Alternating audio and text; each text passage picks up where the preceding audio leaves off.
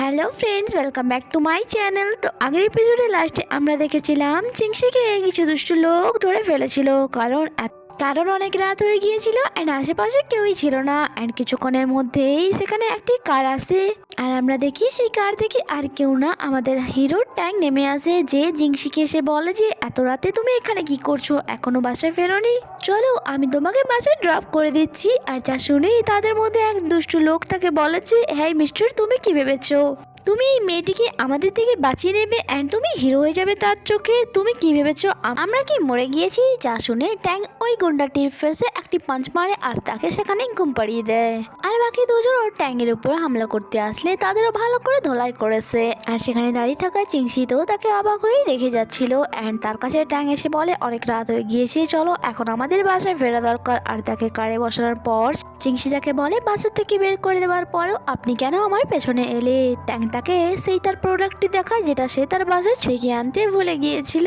আর ট্যাং বলে যে আমি তোমার এই প্রোডাক্ট তোমাকে দিতে এসেছিলাম। চিংসি বলে যে থ্যাংক ইউ এটা নিয়ে আসার জন্য, কারণ এটা আমার ফেভারিট প্রোডাক্ট। ট্যাং বলে যে তাহলে তো আমার তোমাকে সরি বলা দরকার, কারণ এখনই ফাইটের সময় তা ভেঙে গিয়েছে অ্যান্ড তা থেকে কিছু প্রোডাক্ট ওয়েস্টও হয়েছে, তাই এটার জন্য আমি তোমায় কম্পেনসেট করে দেব। যা শুনে চিংসি বলে তার কোনো দরকার নেই, আমি নতুন প্রোডাক্ট কিনে নেব।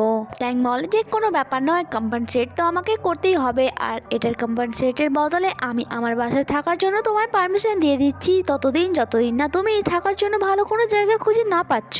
এরপর ট্যাং নিজে থেকেই তার সিট বেল্ট লাগানোর জন্য তার ক্লোজ আসে, আর এখানে একটি রোমান্টিক সিন ক্রিয়েট হয়ে যায়। আর চিংসির হার্টবিটও বেড়ে গিয়েছিল।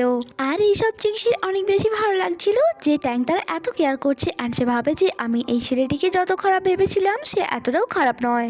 এরপর তারা দুজনেই বাসায় ফিরে আসে, আর আমাদেরকে মাঝরাতে সিন দেখানো হয় যখন জিংসি ঘুমের অবস্থাতেই পানি খাওয়ার জন্য উঠে যায়। অ্যান্ড সে ফ্রিজ থেকে পানি খাওয়ার পর তার বেডে গিয়ে শুয়ে পড়ে। সে ঘুমন্ত অবস্থায় ছিল, তাই সে তেমন কেয়ার করে না যে সে কথায় চলে আসছে। বাট আমরা দেখি সে তো বলে ট্যাংয়ের বেডে এসে শুয়ে পড়েছিল, অ্যান্ড ট্যাংও তাকে অদ্ভুত ভাবে দেখছিল।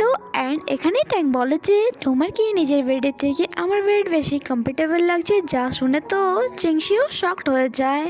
এরপর আমাদেরকে নেক্সট মর্নিং এ সিন দেখানো হয়, যেখানে আমরা জানতে পারি ট্যাং চিংসিকে দিয়ে তার বাসার কাজ তো করাচ্ছিলই, আবারও সে তাকে ব্রাশ দিয়ে বলে যে আমার টয়লেটটি সাফ করে দিও। যা শুনে তো চিংসি অনেক বেশি রেগে যায় অ্যান্ড তাকে বলে, হ্যাঁ মিস্টার, শুনে নাও, আমি তোমার মতো কোনো রিচ পার্সন নই যে সারাদিন বাসায় পড়ে পড়ে নিজের টাইম নষ্ট করব। আমার অনেক কাজ আছে, আর এমনিতেও আমি তোমার টয়লেট কেন পরিষ্কার করতে যাবো? আর তারই দেওয়া ব্রাশ তাকে ছুঁড়ে মারে। যা শুনে তো ট্যাঙ্ক স্পিচলেস হয়ে যায়। নেক্সট সিনে আমরা চিংসিকে দেখি যে বাইসাইকেল নিয়ে তার জব প্লেসে যাচ্ছিল, বাট তখনই তার এক পুরনো ক্লাস ফেলো তাকে দেখে নেয় আর তাকে আওয়াজ দেয়, আরে চিংসি তুমি। বাট চিংসি তো তার সাথে যেন কথাই বলতে চাইছিল না, আর তাকে ইগনোর করে সেখান দিয়ে চলেই যাচ্ছিল।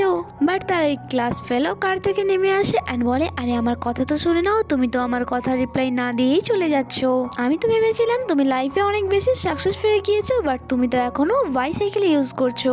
আর সে তার হাজব্যান্ডের সাথে তার ইন্ট্রোডিউস করায় যে meet my husband and husband this my old class fellow.